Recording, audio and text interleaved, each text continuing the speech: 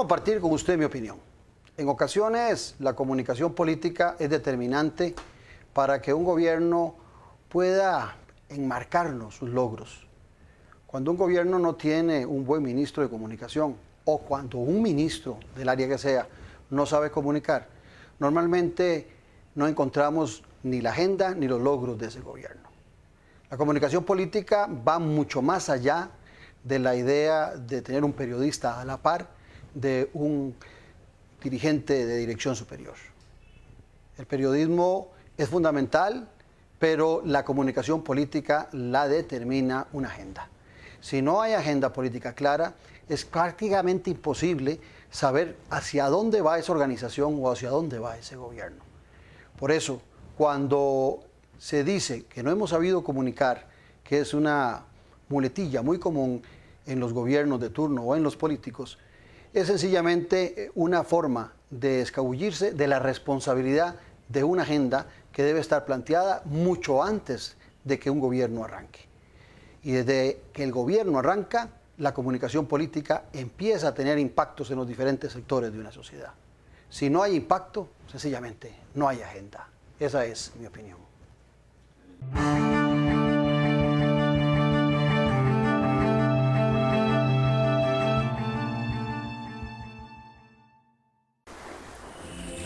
Decisiones, conferencias y seminarios. Le invita al seminario Liderazgo y Protocolo de la Mano del Éxito. Viernes 7 de septiembre, Club Unión, de 8 a 6 de la tarde. Más información, 2273-1473 o en revistadecisiones.com.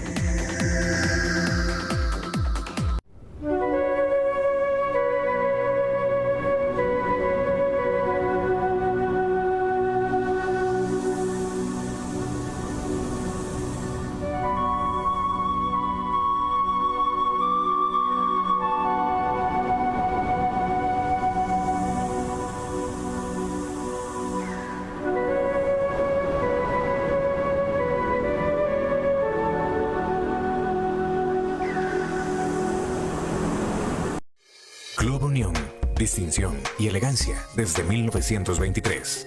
Ofrece almuerzos o cenas empresariales con la mejor atención, acompañados de un ambiente lleno de elegancia. Además, contamos con 6 salones, un restaurante, un bar, el lobby principal y otros espacios que se ajustan a tus necesidades. Estamos ubicados en el centro de San José, entre avenidas Primera y Tercera, en calle 2, frente al edificio del Correo Central. Más información al 2257-1555. Club Unión, privacidad y confort. Somos parte de la historia de Costa Rica. Conoce más de la política, sociedad y economía de Costa Rica y el mundo. Café y Palabras, lo que hay que escuchar del acontecer nacional con el politólogo Claudio Alpizar. Café y Palabras, porque la política sí importa. Escuche Café y Palabras de lunes a viernes a las 3 de la tarde en Colombia, con un país en sintonía. Café y Palabras. Decisiones, conferencias y seminarios. Le invita al seminario Liderazgo y Protocolo de la Mano del Éxito. Viernes 7 de septiembre, Club Unión, de 8 a 6 de la tarde. Más información, 2273-1473 o en revistadecisiones.com. Hola, voy a explicar lo que no somos para que entiendan lo que sí somos. La Banca para el Desarrollo no es un banco, pero ayuda a la micro, pequeña y mediana empresa por medio de los operadores financieros identificados por todo el país. Por eso, si usted busca un crédito o parte de la garantía para sacar adelante su empresa, contacte ya a un operador. Somos Banca para el Desarrollo, oportunidades reales para proyectos viables. Hace muchos años, nuestros ríos fueron transparentes y cristalinos, pero las aguas residuales de nuestros hogares y establecimientos los han contaminado. Por eso, Costa Rica decidió que ya es hora de recuperarlos. Por nuestra salud y la de nuestros ríos, Costa Rica construye el sistema de alcantarillado sanitario del área metropolitana de San José, en la ruta del saneamiento. Mensaje del Instituto Costarricense de Acueductos y Alcantarillados y Gobierno de la República.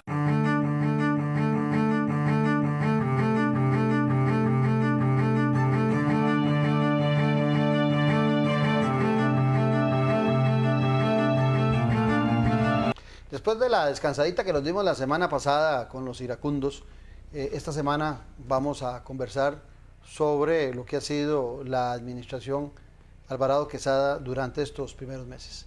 Para eso he invitado a dos reconocidos politólogos, a Sergio Araya Alvarado y a Ignacio Azurdia. Bienvenidos a ambos, un placer de tenerlos aquí en Noche Sin Tregua. El placer es nuestro. El placer es nuestro. Sí. Salud por nosotros, Salud. por el televidente y sobre todo por Costa Rica. Salud.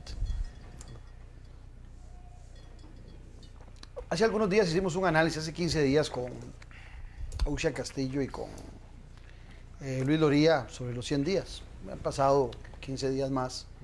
Y más que pensando en los 100 días, que es una fecha así como muy antojadiza, me gustaría conversar con ustedes de cuál es la lectura que hacen ustedes de la administración de don Carlos Alvarado en sus primeros 3 meses. ¿Serio? Sí, bueno, como bien señalas, Claudio, estos inicios básicamente lo que le permiten a uno es ir vislumbrando cómo podría ser el estilo de conducción política del gobierno, de este y de cualquier otro gobierno, obviamente, es un tiempo relativamente corto. Además, hay instrumentos que apenas se están comenzando a cuajar, que son los que le permiten a uno visualizar cuáles van a ser los lineamientos reales en materia de política pública, como son el Plan Nacional de Desarrollo, que probablemente saldrá a finales de este año. El de la administración pasada salió creo que a inicios del 2015. Y en el caso del presupuesto ordinario, que bueno, ya septiembre es el mes en el que se comienza el ritual de la discusión y demás, pero que será aprobado o no en el mes de noviembre del año en curso. Es a partir de ahí donde uno sí puede comenzar a ver cuáles son las prioridades realmente que tiene la institución, el Estado como un todo, el gobierno como un todo, y donde pasemos del discurso ya a las acciones concretas. Pero en el interín podemos ir observando a partir de ciertos decretos, de ciertos lineamientos y de lo que don Ignacio, que es experto en la materia, llama la narrativa, cuáles pueden ser los elementos que configuran lo que es el gobierno. Yo creo, tal vez antes de entrarle a eso, y aunque ya se analizó anteriormente, obviamente el gobierno no surge de la nada, no es una cuestión espontánea, sino que hay un antecedente que lo marca, que lo define, que lo delimita y que de alguna forma lo hemos estado observando en el quehacer de estos primeros meses de don Carlos y su equipo. Y tiene que ver indiscutiblemente con su origen, que es el origen electoral, de cómo se configura este gobierno, que en su momento don Carlos al puro inicio llamaba de la Unidad Nacional con destino al Bicentenario, pero que por alguna estrategia de comunicación ha decidido bajarle un poco la intensidad de esa definición, pero que no deja de ser cierta, no lo de la Unidad Nacional, sino lo de que efectivamente es un gobierno que de alguna forma se ve marcado por los acontecimientos electorales, ¿verdad? Es decir, primero, y eso sí creo que hay que abonárselo a don Carlos, reconoce que ese 1.300.000 y un poquito más de votos que obtuvo en la segunda ronda no eran un cheque en blanco para él, no era un endoso para él. Creo que a diferencia de su antecesor, él sí entendió que la sumatoria de los votantes es una mezcla de los que lo apoyaron a él, 400.000 aproximadamente en la primera ronda, inclusive menos que el apoyo obtenido por Luis Guillermo en esa primera ronda de 2014, pero que hay mucho de arrastre electoral de sus socios, especialmente de Rodolfo Pisa, hoy ministro de la Presidencia, y también de un voto protesta, de un voto que por temor, que por diferentes circunstancias, dijo antes que Fabricio Alvarado, mejor escogemos a Carlos Alvarado. La suma si partimos de que todos los de la unidad, una oposición sin ninguna lógica, votaron por Carlos Alvarado en la segunda ronda y sumamos eso al PAC, nos da 700.000. Claro. O sea, hay casi el doble más de gente. Totalmente de acuerdo. Por eso es una sumatoria. Ahora, lo que sí creo es que es importante, y hay que agregar los de Liberación y de otras fuerzas que también se sumaron. Exactamente. Pero vamos a ver, lo importante aquí no es tanto eso, sino la lectura que me parece hace él, y por eso es que a partir de la primera ronda hace la alianza con Rodolfo Pisa, pero a partir de abril hace la alianza con el Frente Amplio y comprende que el margen de acción de su gobierno va a estar matizado, va a estar atravesado por esa realidad política que le correspondió encarar. Es decir, no es el Carlos Alvarado, y eso es lo que tal vez su sector más duro, su núcleo más duro a veces le cuesta entender, no es el Carlos Alvarado que peleó la primera ronda, y no es la propuesta que Carlos Alvarado presentó en la primera ronda la que está en este momento, por lo menos a nivel de grandes lineamientos, viéndose reflejado en la administración. Súmele, obviamente, el contexto. Hay un tema que sí, y aquí hago una pequeña transgresión de lo que acabo de decir. Sí, Carlos Alvarado, aún el Carlos de la primera ronda, tenía muy claro el tema del déficit fiscal. Y recordemos que era uno de los pocos que hablaba de la necesidad de impulsar la iniciativa que ahora con un texto sustitutivo, pero que en esencia recoge lo que se discutió en la administración pasada.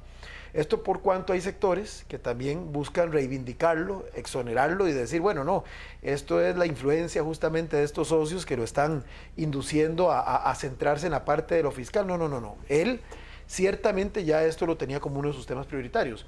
Obviamente ya en el ejercicio del poder se encuentra además con situaciones como los famosos huecos fiscales que los obligan a aprobar presupuestos extraordinarios, que los obligan a hacer algunas acciones, bueno, que usted, don Claudio, particularmente ha sido muy crítico de la gestión, en este caso de la ministra de Hacienda, pero que ciertamente le van demarcando la cancha. Entonces, en síntesis, un gobierno que no es químicamente PAC, que no puede serlo, porque Carlos Alvarado no es el candidato que asume un mandato completamente límpido, transparente, de un mandato directo de un pueblo que le endosa su confianza, sino que hay una serie de variables que inciden para que sea hoy él el presidente, que de alguna forma, repito, le atraviesa su agenda y sus prioridades, como señalaba, y un entorno explosivo, complicado, que le resta un margen de maniobra importante.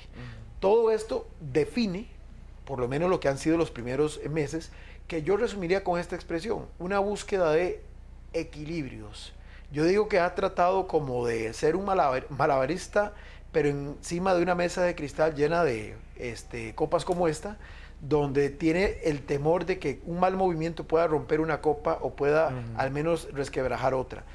¿Cuánto irá a durar eso? Eso es el tema que solamente el tiempo dirá, pero ciertamente esos equilibrios lo han hecho que en algunas oportunidades ciertos sectores no sepan interpretar o se sientan ofendidos, especialmente su voto más duro, en el entendido de que sienten que ha traicionado sus ideales, pero es que no le quedaba otra coyuntura más que esa. Ignacio, ¿tu lectura? Bueno, en primer lugar, muchas gracias por la invitación. Hombre, a vos, Buenas gracias. noches a los televidentes. Un placer estar con estimados politólogos como ustedes. Es importante lo que menciona Sergio, ¿verdad? Agarrarnos de eso que menciona, que yo quería empezar con eso, que es el antecedente que llevó a Carlos a ser hoy por hoy presidente de la República, ¿verdad? Porque hay que empezar por ahí, es decir, ¿cuál coyuntura existió para que él llegara a donde está? Acordémonos que en primera ronda ninguno de los candidatos llegaba siquiera al 20% de intención de voto hasta la última semana antes de las elecciones. Es decir, por una coyuntura determinada que fue la famosa opinión consultiva de la Corte Interamericana de Derechos Humanos sobre el matrimonio igualitario, lleva a que se polarice el escenario frente o en torno a esos dos candidatos, a Fabricio Alvarado y a Carlos Alvarado. Inevitablemente, con una campaña en la cual, me permito decir, con toda, digamos, un poco la osadía, ¿verdad?, de decir que las campañas se manejaron muy mal, ¿verdad?, por parte de todos los partidos políticos, porque ninguno logró captar los votos o los apoyos necesarios para llegar con cierta ventaja a una segunda ronda. No permearon ¿verdad? a la electorado. No permearon, exactamente. Fueron coyunturas que... Sí, y una de mis principales hipótesis es porque no hubo mayor investigación del electorado, por lo tanto son campañas basadas ciertamente en algunas ocurrencias, ¿verdad?, en unas brillanteces que llaman por ahí.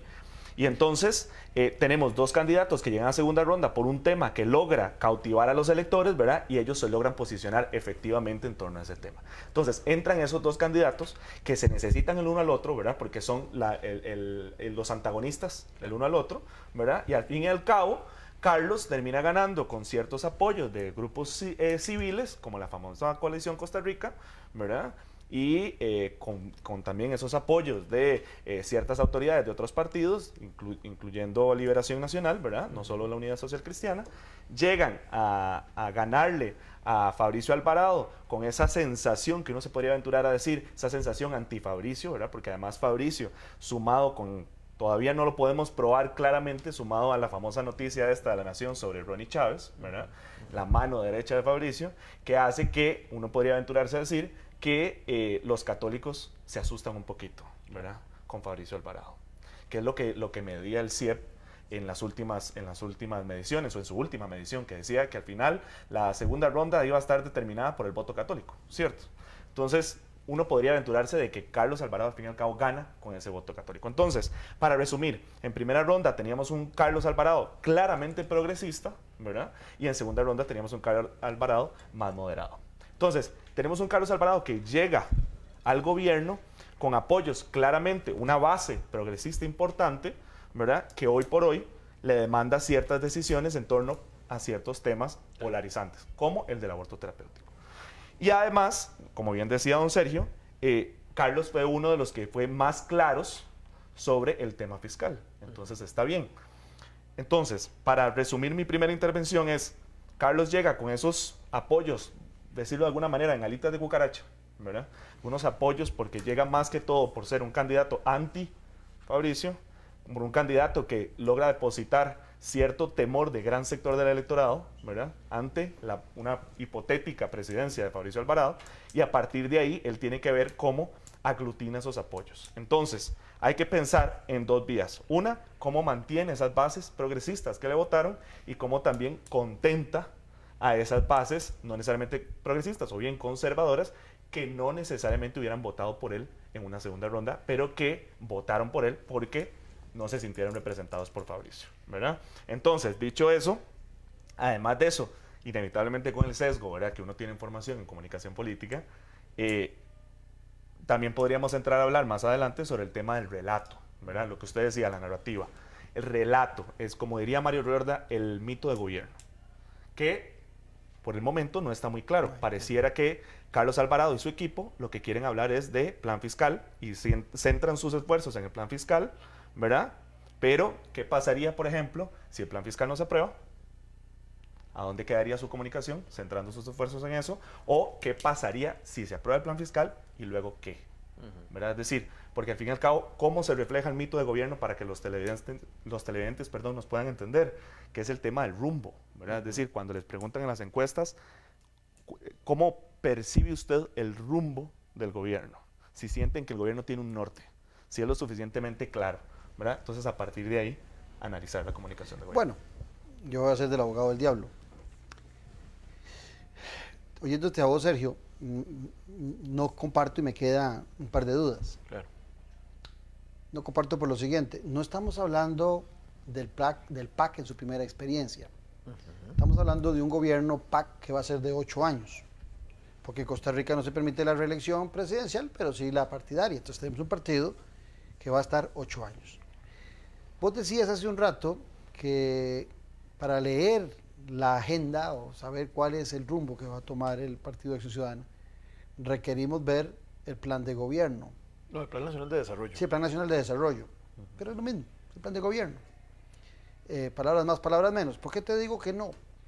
Cumplió Luis Guillermo Solís con su Plan Nacional de Desarrollo, que ni era plan, ni era nacional, ni era desarrollo, y no Luis Guillermo. Muchos han sido así, son letra muerta en muchas ocasiones. Entonces a mí me parece que esperar 6 meses para conocer la agenda de un partido en gobierno no es permitido ni en su primera experiencia, no debería ser válido, y mucho menos después de estar 4 años y entrar a su 5º año. Ese es el primer elemento. El segundo es el presupuesto. El presupuesto también del 2017-2018 lo definió el Partido de Acción Ciudadana. Sí, lo definió Luis Guillermo Solís. Entonces, pretender que ahora hay que esperar el presupuesto 18-19 de Carlos Alvarado para saber por dónde va, cuando la misma ministra aquí hace unos 15 o 22 días me dijo que iba a ser exactamente igual, que no se va a mover en nada, que va a ser el mismo monto. Vamos a ver si es cierto. Pero entonces no está siendo demasiado bondadoso vos a la hora de esperar el presupuesto y la agenda 6 meses después y el presupuesto 8 meses después, porque va a empezar en ejecución en enero. Entonces, ¿no te parece que es demasiada bondad, demasiado tiempo para un partido que ya lleva 5 años, darle prácticamente un año para ver para dónde va? No, vamos a ver, lo que tal vez no me supe explicar, lo que quiero decir es que hay indicadores para poder evaluar, justamente lo que acabas de decir, recojo lo que acabas de decir, evalúas a la administración Solís Rivera como un todo a partir justamente de que estás diciendo, con indicadores, imagino que verificables, que su Plan Nacional de Desarrollo, que su ruta de navegación, ellos mismos la incumplieron. A eso es a lo que yo me refería cuando hablo de Plan Nacional de Desarrollo. Se quedaron cortos, llegaron a cumplir un 33%, de acuerdo. Entonces el PAC debería continuar en este. Exacto. Bueno, podría ser una alternativa, pero lo vamos a ver en el texto. Lo que quiero decir es que en este momento, digamos, lo que se habla ahora son discursos, algunos se pueden entrever en directrices, en algunas iniciativas que se han presentado en la corriente parlamentaria, pero para poder, vamos a ver, ir más allá de esa narrativa comunicacional y entender objetivamente hacia dónde va la administración, o por lo menos, voy a corregir, hacia dónde se supone que ellos quieren enrumbar el país, hay que ver justamente ese documento. Que ese documento se convierte en un arma de doble filo si finalmente no se cumple, como le ha pasado a prácticamente todas las administraciones. Igual con lo del presupuesto. Ahora, vea qué interesante. Dicen que a veces no hacer nada es una forma también de emitir una señal. Si este presupuesto que ellos van o que se presenta ahora en septiembre y que va a ser analizado en la comisión y demás, pero el proyecto inicial de presupuesto no guarda mayores distancias con respecto al último que construyó el gobierno del PAC anterior, eso también demuestra lo limitado del margen de maniobra que tiene la administración. Entonces para no poder... debería ser Plan Nacional de Desarrollo. Si es el mismo presupuesto, continúe con el Plan Nacional de Desarrollo. Bueno, podría ser. No pierde tiempo escribiendo otro. Podría ser, pero eso también lo que le demuestra a uno es la dificultad que hay ahora para el ejercicio de la gobernanza, ¿verdad? O sea, es que, vamos a ver, el problema es que tenemos, y yo en esto sí quiero, digamos, independientemente de quién esté dirigiendo el país, o sea, hay un contexto en el que cada vez hay más dificultades para que los presidentes puedan realmente tomar una batuta y decir hacia un X rumbo pretendo encauzar el país. Cosa que el PAC irresponsablemente tal vez no aceptaba cuando era solamente oposición. Eso sí te lo voy a suscribir. Ahora he entendido, como dijo el expresidente Solís, que una cuestión era verla venir y otra es bailar con ella. Ya entendió que en el ejercicio del gobierno es muy complicado pretender llevar adelante una agenda progresista o conservadora, eso es otro aspecto, porque hay elementos objetivos que limitan esa posibilidad. Primero que el presidente, y bueno, Claudio aquí es experto en eso, no es ese presidente con dotes de emperador que creían en el pasado existía. Aunque la Ley General de Administración Pública le da potestades y todo lo demás, yo sé que en eso Claudio ha estudiado muy a profundidad esta temática, pero ciertamente hay elementos de pesos y contrapesos, más allá de los tradicionales, que le limitan mucho su margen de maniobra. Primer punto.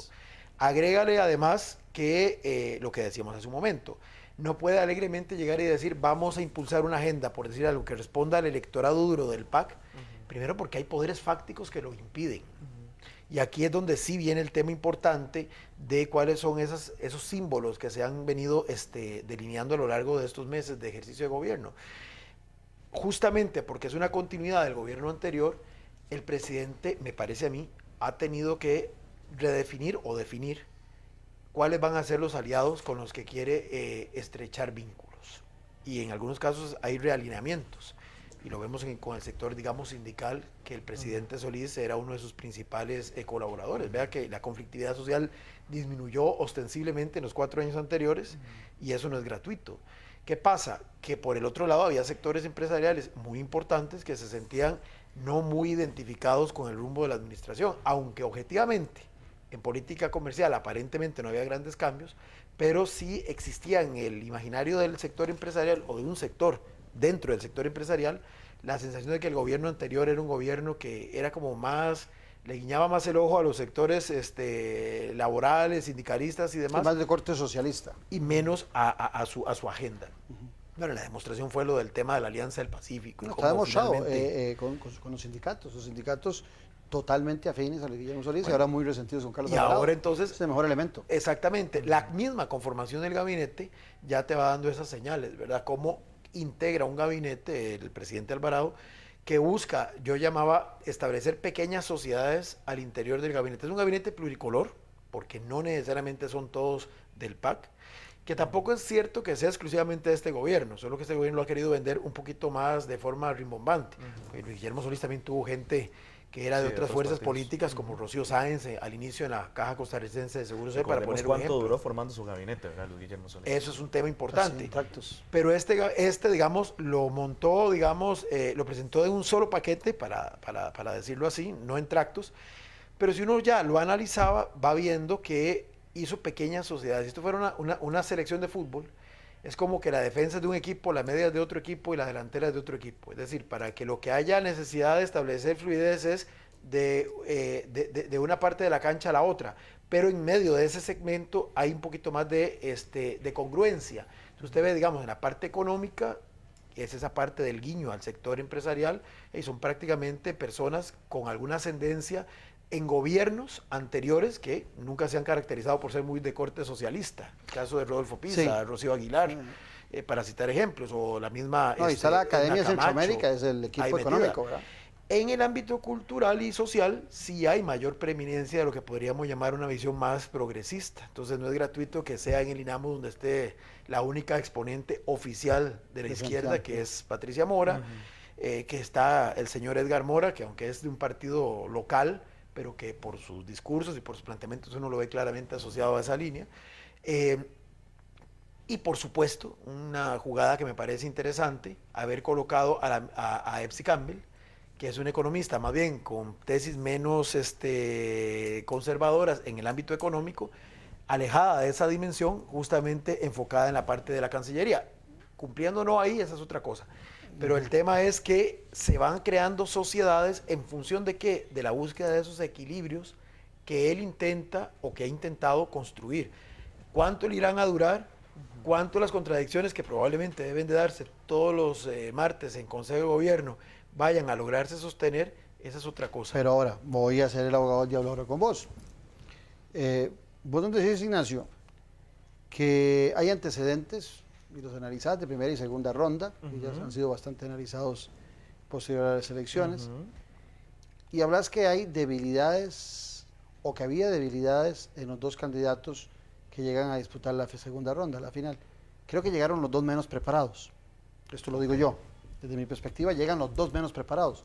Desde la perspectiva de preparación profesional, había gente mucho más preparada, y podemos hablar de Antonio Álvarez, podemos hablar de Rodolfo Pisa, podemos hablar del mismo Otto Guevara, podemos hablar de Juan Diego Castro. Era gente que políticamente estaba más preparada. Digamos que estos dos eran más puros desde que no tenían mucha práctica política, y entonces estaban menos desgastados.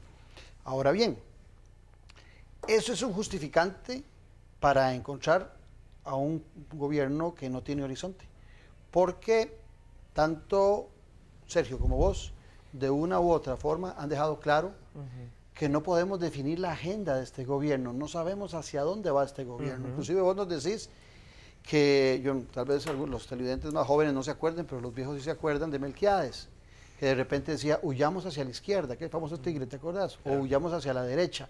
Y vos me decís que en ese juego de derechas y izquierdas se encuentra el presidente haciendo el juego de Melquiades. Entonces, ¿en qué momento voy a tener yo la agenda que no sea más allá del déficit fiscal de un presidente que ya lleva más de 3 meses en gobierno? Hay un elemento fundamental en todo esto, y es que la política es percepción, ¿verdad? Es decir, como decía don Sergio ahora que mencionaba el plan de desarrollo, ¿cuántas personas tienen acceso al plan de desarrollo? Pero al fin y al cabo, ¿cómo yo percibo al gobierno? Lo percibo porque la realidad es mediada, entonces lo percibo tanto como por los medios de comunicación como por la comunicación directa del gobierno. Claro. Aunque los medios de comunicación tienen mayor credibilidad que la comunicación directa del gobierno. Por eso es que los medios de comunicación son fundamentales a la hora de gobernar, ¿verdad? Pero también el tema del tipo de candidato ideal.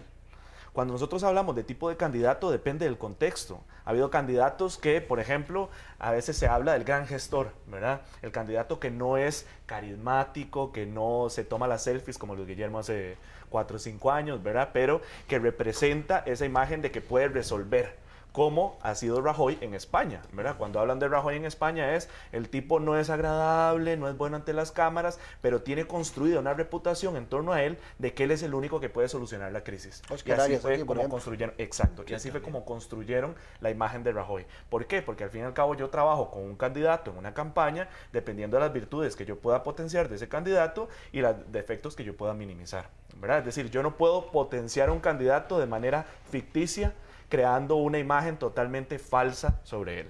Entonces, Carlos no es lo mismo claramente que Antonio Álvarez de Santi, Fabricio no es lo mismo, por ejemplo, que Rodolfo Pisa, es decir, son figuras distintas, son imágenes distintas.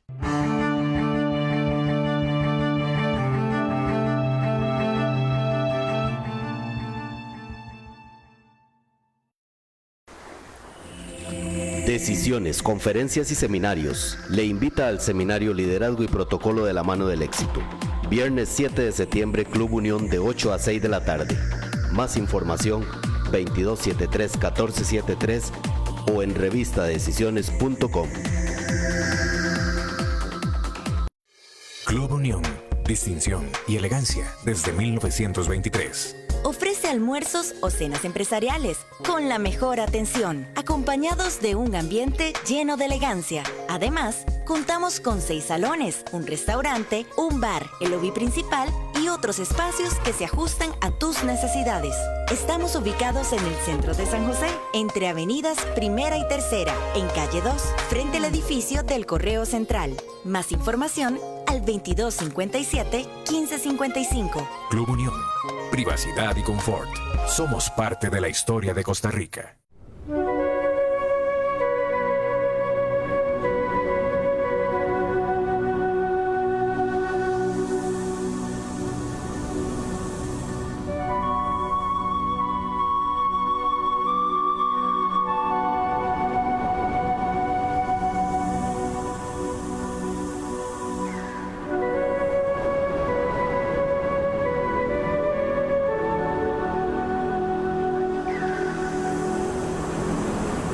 Conoce más de la política, sociedad y economía de Costa Rica y el mundo. Café y Palabras. Lo que hay que escuchar del acontecer nacional con el politólogo Claudio Alpizar. Café y Palabras, porque la política sí importa. Escuche Café y Palabras de lunes a viernes a las 3 de la tarde en Colombia, con un país en sintonía. Café y Palabras. Decisiones, conferencias y seminarios. Le invita al seminario Liderazgo y Protocolo de la Mano del Éxito. Viernes 7 de septiembre, Club Unión de 8 a 6 de la tarde. Más información 2273-1473 o en revistadecisiones.com. En el Banco Nacional sabemos que hay días en los que necesita un empujón para seguir adelante, para alcanzar sus metas, renovarse una y otra vez, impulsar su talento o simplemente para lograr estabilidad. Por eso, le ofrecemos el nuevo préstamo BN Pyme Fácil, perfecto para su microempresa. Banco Nacional, juntos somos progreso. Hace muchos años, nuestros ríos fueron transparentes y cristalinos, pero las aguas residuales de nuestros hogares y establecimientos los han contaminado. Por eso, Costa Rica decidió que ya es hora de recuperarlos. Por nuestra salud y la de nuestros ríos, Costa Rica construye el sistema de alcantarillado sanitario del área metropolitana de San José, en la ruta del saneamiento. Mensaje del Instituto Costarricense de Acueductos y Alcantarillados y Gobierno de la República.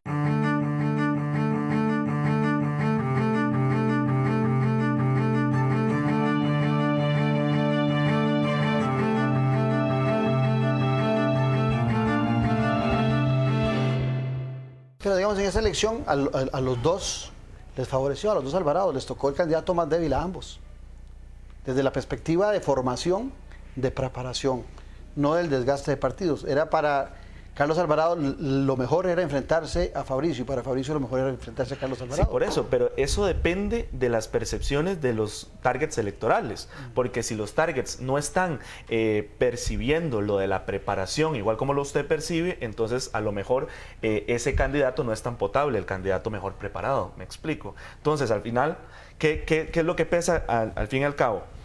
Y entonces, ¿por qué nos preocupamos como gobierna un presidente? Si no nos preocupamos a la hora de elegirlo, todas estas incoherencias que encontramos son válidas. No, es como la famosa frase esta, súper coloquial y popular, que todo país tiene el gobernante que se merece, ¿verdad? Yo tal vez quisiera terciar ahí, porque muy atinadamente dijo Claudio algo que es totalmente cierto. Es decir, aunque en la segunda ronda, justamente Carlos, o los estrategas de Carlos, trataron de desmarcarlo de Fabricio, justamente invocando que entre ambos, obviamente, el punto de comparación no era, digamos, no había tal, y en los debates se veía y demás, pero ciertamente los dos, ya si uno los ve con total objetividad, no tenían mucha trayectoria política, que se convirtió en un factor a su favor, pero que es un factor que tiene que ver con lo que hablaba Ignacio hace un rato, en el imaginario social que hemos ido construyendo, no hoy ni ayer, sino ya de muchos años para atrás.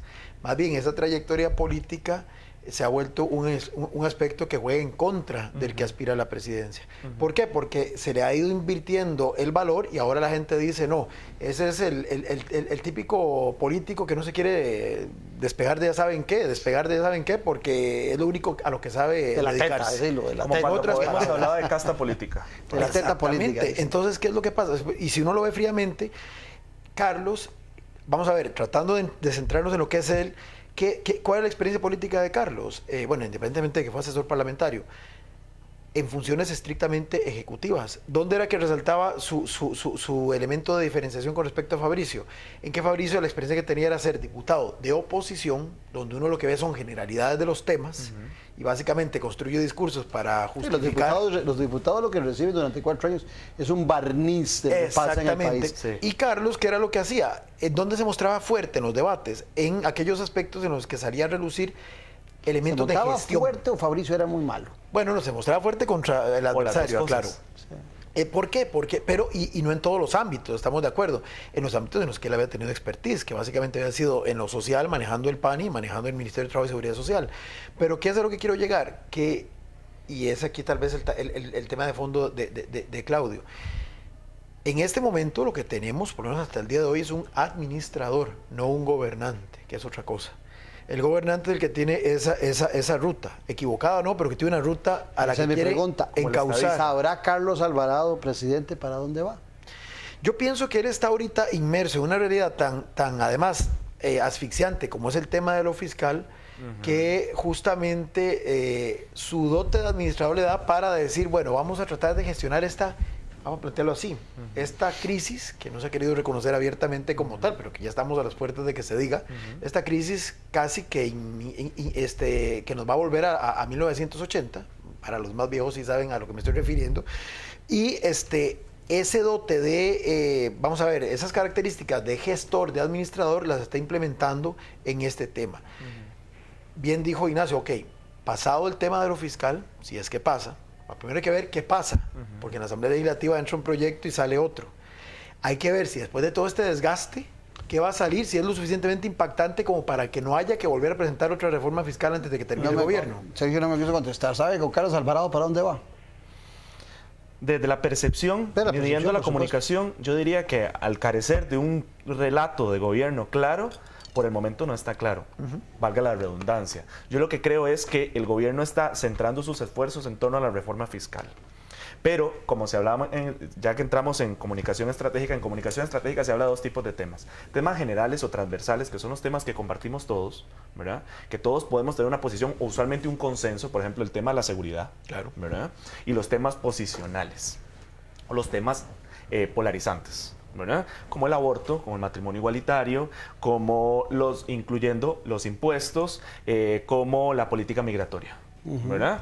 Entonces, vean qué interesante. Cuando yo construyo un relato de gobierno, en torno a temas transversales. ¿Por qué? Porque al fin y al cabo, en comunicación electoral, yo me dirijo a targets electorales para que me voten, ¿verdad? Es decir, yo defino quiénes son mis públicos, porque esos públicos son los que potencialmente me pueden dar el gane en las urnas. Pero en la comunicación de gobierno ya se amplía el foco del mensaje, porque no solo me estoy dirigiendo a esos públicos, me estoy dirigiendo a todos. Es decir, ya Carlos está gobernando también para quienes votaron por Fabricio Alvarado, por decirlo de alguna manera. Y también para quienes no votaron por ni siquiera ninguno de los 2 candidatos en segunda ronda. Pero no sería correcto que el candidato haga lo que tiene que hacer y lo que propuso en gobierno, a pesar de que recibiera votos de gente que en primera ronda no estuvo de él. Y les pregunto a ambos por lo siguiente: ¿no tiene el ciudadano una alta responsabilidad de saber que si escoge a alguien que va para la derecha o va para la izquierda y es presidente, después tiene que aceptar esas directrices? Hay 2 cosas que yo quisiera agregar que no había terminado el punto, que es, como les decía yo, temas transversales, temas posicionales o polarizantes, ¿verdad? Vean qué interesante como la comunicación general, ese relato, porque inevitablemente hay un relato, otra cosa es que esté bien construido, el relato está centrado en el plan fiscal. Claro. Y el plan fiscal, que significa impuestos, es un tema polarizante. Es decir, él está centrando su comunicación en torno a un tema que divide, que polariza. Y además está centrando eso. Surge a partir de mayo cuando el presidente asume el gobierno. Ah, sí. No cuando es candidato. Ah, no, claramente. ¿Por qué? Porque no es atractivo hablar de impuestos en campaña electoral. Pero ya después él asume ese, por decirlo de alguna manera coloquial, el churuco, ¿verdad? De buscar aprobar el plan fiscal porque el país lo necesita, ¿verdad? Pero otra pregunta es, si yo centro mis esfuerzos en torno al plan fiscal y todavía no hay consensos en torno al plan fiscal, en torno a los impuestos en la ciudadanía, ¿por qué? Porque ustedes creen que está bien comunicado el plan fiscal. Les hago la pregunta, la dejo ahí en el aire. Porque ellos están centrando sus esfuerzos en torno al plan fiscal y la pregunta es si estará bien comunicado el plan fiscal. Ahora, para que el televidente le quede claro, yo le he escrito a Isabel Ovares y a Carlos Alvarado en los teléfonos que tenían cuando eran candidatos para invitarlos al programa, a Carlos Alvarado presidente, y le he escrito también al presidente la semana pasada, antepasada, al despacho. Vamos a ver si él quiere venir acá, aquí está abierto el espacio. Pero yo he tenido que saber si el presidente sabe para dónde va o no va, oyéndolo en otras entrevistas o leyéndolo en el periódico. Y estoy totalmente convencido que el presidente no sabe para dónde va. Yo, cuando lo he oído en las entrevistas, a veces lo siento, presidente, hasta cantinflesco en algunas frases que dice, que se enclocha, que se devuelve, y me da la impresión de que no quiere hablarnos claro de cuáles son sus verdaderas intenciones. Ustedes saben de comunicación política, eso lo percibe el ciudadano. El ciudadano percibe cuando alguien le habla con claridad y le dice para dónde va, y en esa posición lo ataco o no lo ataco al presidente, pero cuando no me dice, de todos los lugares van a venir las balas. Yo quisiera decir algo muy puntual, que es, lo más fácil en la gestión de gobierno es, yo me apego a mi plan de gobierno. Es decir, yo presenté un plan de gobierno, gano las elecciones, ahora voy a cumplir mi plan de gobierno. Pero hay una particularidad con el gobierno de Carlos Alvarado Quesada, que es la dualidad entre el plan de gobierno y el acuerdo con Rodolfo Pisa. Ese es el punto al que yo quería llegar. Ahí es donde está el exactamente. elemento conflictivo. ¿Por qué? Porque muchos, o la gran mayoría de votantes, votaron por Carlos Alvarado, me aventuraría a decir, por el plan de gobierno. Pero yo te pregunto, Carlos Alvarado quería el poder, no le interesaba la agenda, no le interesaba el proyecto del PAC. Entonces a Carlos Alvarado negocia con todas las contradicciones con Rodolfo Pisa, dos partidos totalmente diferentes, uno conservador, el otro progresista, uno en política económica derecha, el otro de izquierda, y Carlos Alvarado negocia con Pisa porque lo que le interesa es ser presidente y después le resbala la agenda. Bueno, lo que pasa es que... Por la consecuencia de una agenda consecuente. Vamos a ver, bueno, primero es que yo tengo mis reservas de que efectivamente todos los presidentes pongan tan al pie de la letra su programa de gobierno. Y segundo, que la gente, salvo un pequeño segmento que sí se toma la tarea de leer eso, realmente vote con esa motivación. Votan más por lo que se escucha justamente en campañas y en propagandas y demás, que en teoría son expresiones sencillas del contenido de ese nosotros programa. perdemos el tiempo viendo los programas de gobierno. Tan es así que el 2.0 de don Fabricio era prácticamente lo mismo de octubre. Lo que pasa es que en octubre nadie lo sumaba ni lo restaba porque ni aparecían las encuestas, punteando al menos.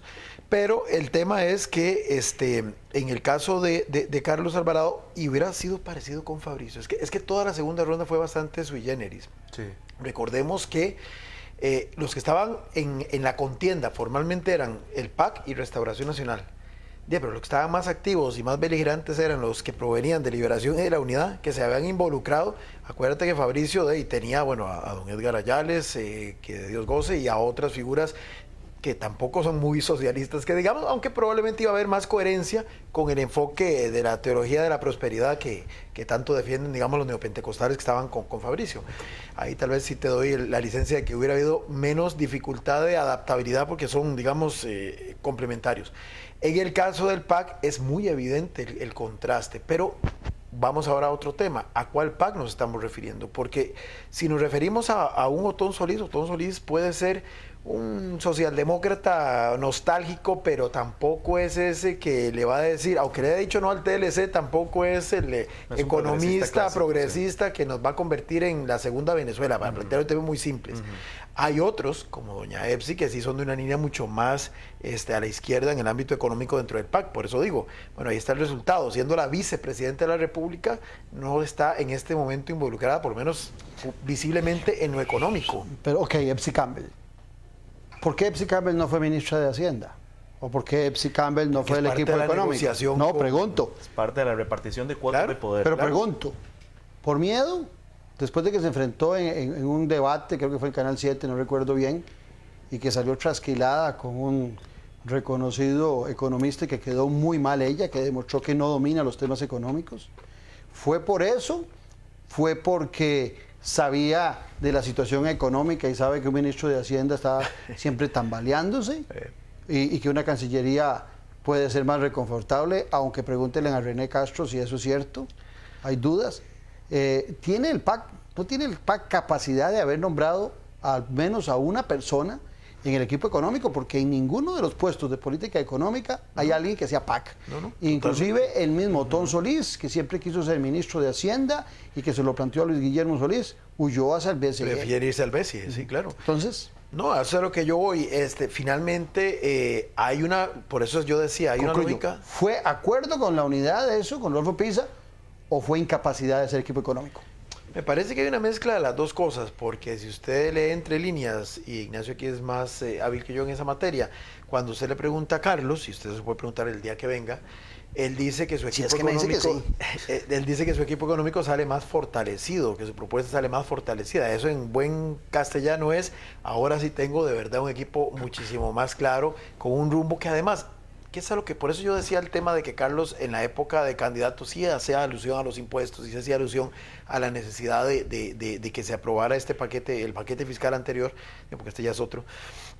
Pero sí, siempre fue en la línea de Carlos, me parece a mí, un deseo de realinear, por lo menos del gobierno de él, en el tema del mapeo de actores. Es decir, que en este momento Carlos Alvarado sí hacía alusión, y ahí creo que sí, al borrón y cuenta nueva, en el entendido de que no era un borrón y cuenta nueva en cuanto a la forma en que lo enfocamos, de que se quiere totalmente desligar del gobierno anterior. No, es más bien de lo que representaba la imagen para ciertos sectores el PAC del gobierno anterior. Vea usted que la economía social solidaria pasó a mejor vida. Vea usted que justamente los sindicatos se sienten Pero lo defendía traicionados. como ministro de Trabajo. Cuando fue ministro de Trabajo estaba muy de acuerdo con las posiciones. Finalmente era un subordinado del presidente, ¿verdad? Ahí habría que ver cuán genuinamente era su compromiso. Puede que sí lo sea, no digo que no.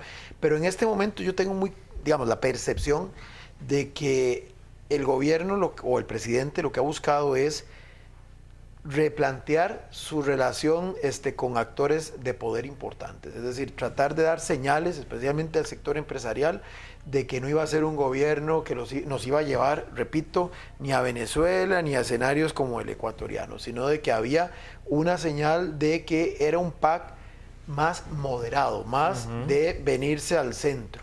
¿Por qué razones?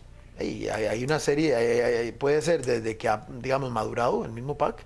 Recordemos que tiene a Wilmer Ramos, que es cualquier cosa también menos un economista tan de izquierda ahí metido en la Asamblea Legislativa. Entonces, el tema social es muy conservador. Y muy conservador. Entonces tengo la sensación de que también al interior del PAC hay diferentes facciones y probablemente en este momento está imperando una que es muchísimo menos progresista en esos temas. Obviamente, como hay que buscar equilibrios, el eje ahora progresivo o conservador ya no se va tanto en la dimensión económica, ¿verdad? Me parece que eso ya es un poquito superado, sino que lo estamos viendo en esta otra agenda más que llamaríamos cultural, más social. Ahí sí, entonces, porque yo puedo ser conservador en lo económico, o sea, creer en el libre mercado, pero a la vez aceptar el aborto terapéutico. Ok, pero en ese tema del aborto, vos que hablabas al principio y ahora que lo trae Sergio de nuevo, el presidente primero dijo que no daba mayores explicaciones, con monosílabos dijo que no, se le vino encima la ministra, la presidenta ejecutiva del INAMU, y se le vino la diputada encima de su propio partido. Entonces no era solamente el acuerdo del Frente Amplio, sino que a los internos del partido también se le vienen encima. Pero días después de que sale el asunto del matrimonio gay de la Corte para la Asamblea Legislativa, y el presidente dice que es que no le entendieron lo del aborto y que él está de acuerdo con el aborto terapéutico. Entonces, no son torpezas del presidente que me pueden llevar a mí como ciudadano a pensar que tenemos un presidente que no tiene la capacidad para ejercer un puesto de tan alto nivel. Perdón, es lo de hacer malabares en medio de cristales. Por eso decía que eso es una jugada muy riesgosa, porque ¿quién te dice que tarde o temprano, de tanto estar tratando de no romper ninguna de estas copas, más bien termino rompiendo las tres? Es decir, ese es el tema sensible. Ese es el tema sensible. Me parece que hasta ahora la lógica ha sido por el tema fiscal, ok, no generemos ruido, tratemos de mantener estos otros temas que son polarizantes, como bien señala Ignacio, con este discurso medio cantinflesco, lo caracterizaste vos, pero que tarde o temprano, y especialmente cuando pase lo fiscal, va a tener que aflorar, y ahí sí vamos a tener que ver entonces cuál es el verdadero, vamos a plantearlo así, el verdadero discurso con compromiso político del presidente en ese y en muchos otros temas, porque está el tema de la Alianza del Pacífico, está el tema, no sé, por ejemplo, de si vamos o no a seguir negociando tratados de libre comercio, que el gobierno anterior, por las razones que hayan sido, lo detuvo, dijo, nos vamos a dedicar solo a administrar los que ya existen. Vamos a ver, y ahí sí entonces lo saco otra vez, si el tema de la economía social solidaria volverá a salir a la palestra o definitivamente quedó guardándose el sueño no justo por 4 años. Y hay un tema nada más, y con esto termino esta parte. Esa idea de hacia dónde quiere ir, me parece que la trató de construir, y ahí sí creo que erróneamente, con el tema de las comisiones de los notables famosos, que además de que generó mucho ruido, la gente no entiende muy bien para qué sirve eso. A mí sí me hace que esa fue una idea de Rodolfo Pisa. Probablemente. Ni siquiera del presidente. Tiene el sello del ministro de Presidencia.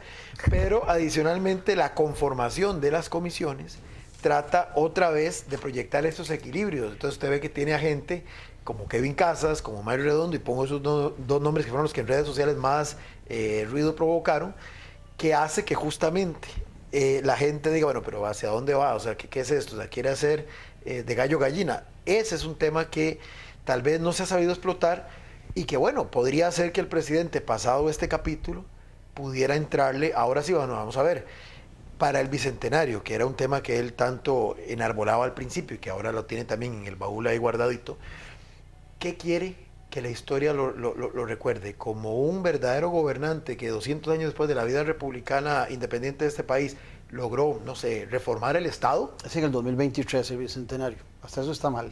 Ah, bueno, sí, por el tema de los historiadores. Por el tema de la independencia real, estamos de acuerdo. Pero bueno, digamos que quiere ser un Juan Mora Fernández, para plantearlo así, del siglo XXI, o un Juan Rafael Mora, o quiere ser simplemente un administrador. Ok, pero entonces en esa misma línea te pregunto, ¿quién inspira un gabinete?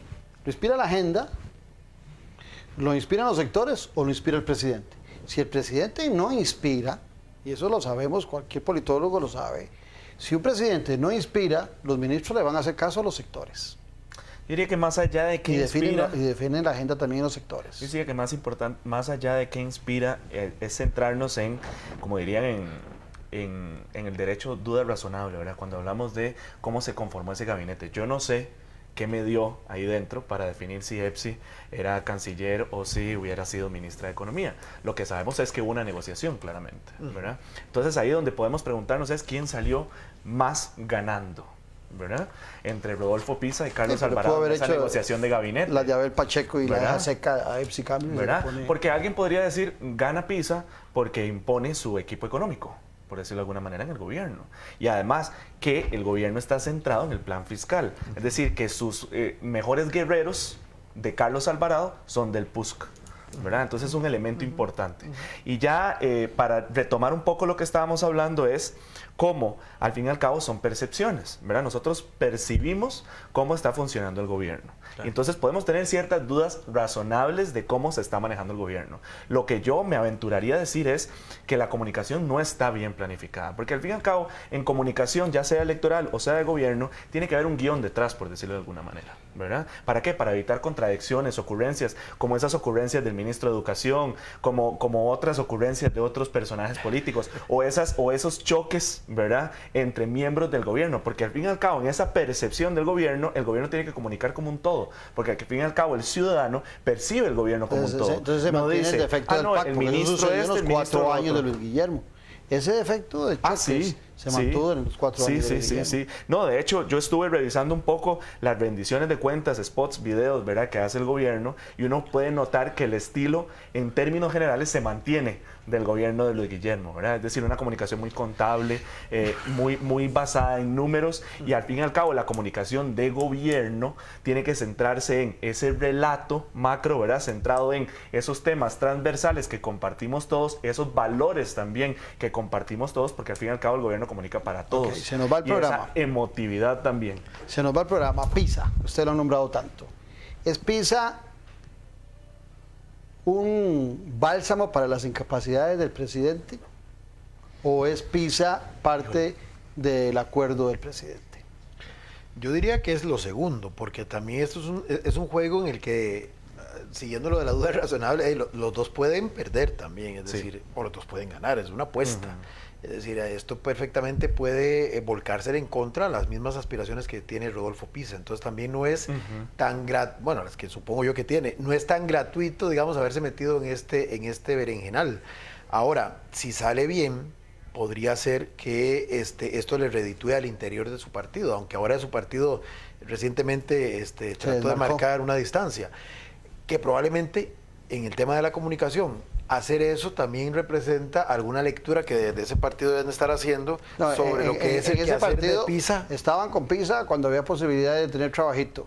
Y se desmarcan de Pisa los que se quedaron sin brete. O sea que, como dice un titular, fueron los amigos de Pisa los que estaban beneficiándose. Recordemos que el ministro de la Presidencia, hoy por hoy, Rodolfo Pisa, es producto de una coyuntura electoral específica en la cual había un temor dentro del PAC de perder contra Fabricio en la segunda ronda, ¿verdad? Es decir, recordemos eso. Después de eso, como bien dice Sergio, es la negociación interna, ¿verdad? Porque al fin y al cabo tienen un acuerdo de gobierno de unidad nacional, ¿verdad? Y qué tanto eso les reditúa o les afecta, porque ya en esa negociación interna de gabinete multipartidista hay que ver si logran generar un mensaje articulado, ¿verdad? Un mensaje único, ese famoso relato que todavía no está claro, ¿verdad? O bien si más bien ese choque de fuerzas adentro del gobierno les termina generando todo ese tipo de problemas y además les afecta en sus, si es que tienen, sus intereses electorales a futuro. Y lo que Claudio concluye, o sea, ciertamente lo que está evidenciado es que aunque sea el segundo gobierno consecutivo del PAC, hacer equipo para gobernar no es tan fácil. No.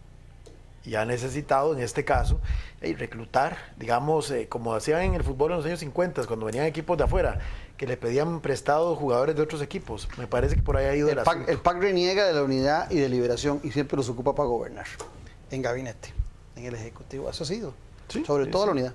Así es. Gracias, Ignacio. Gracias, Con muchísimo gusto. Un placer estar Sobre todo ustedes, las gracias por acompañarnos aquí en su programa de la política con P mayúscula. Los esperamos en 8 días. Un abrazo a la distancia y salud. Salud. Salud. Ya te volaste.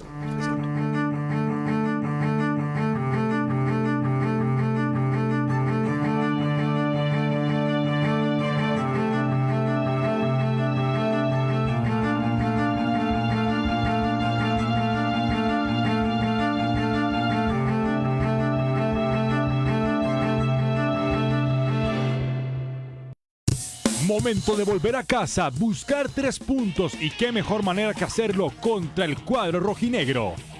Miércoles 5 de septiembre, 7 de la noche, San Carlos recibe a la Liga Deportiva Alajuelense. ¡Vívalo por Multimedios! Las noticias se las llevamos de una manera diferente en Telediario. Deje que la nueva generación le informe, con los hechos de mayor importancia y relevancia en Costa Rica y el mundo. Infórmese con nosotros y manténgase actualizado del clima, política, salud, deportes, de los famosos y el tránsito vial. Somos Telediario Costa Rica. Emisión vespertina, de 2 a 4 de la tarde. Y emisión nocturna de 7 a 9 de la noche. Esto es Multimedios. Una televisión que está rompiendo esquemas y formatos tradicionales en Costa Rica. Somos la nueva generación que está haciendo del contenido informativo y entretenido cosas diferentes. Eventos exclusivos. Box con Hanna Gabriels. Box con El Tiquito. Toros a la Tica. Fútbol de Primera División. Liga de Ascenso.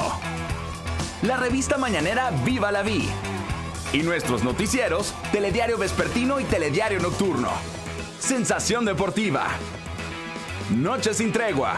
Fútbol al día. Llevamos a través de nuestra señal 100% digital, entretenimiento y contenido a todo Costa Rica y Centroamérica. Somos la nueva generación de televisión en Costa Rica. Somos el canal que todos vemos. Somos Multimedios.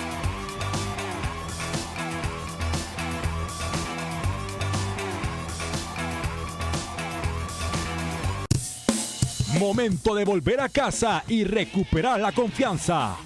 Jueves 6 de septiembre, 2:45 de la tarde, Estadio Cutimonje en Desamparados. La Universidad de Costa Rica recibe a Guadalupe Fútbol Club. ¡Vívalo por Multimedios!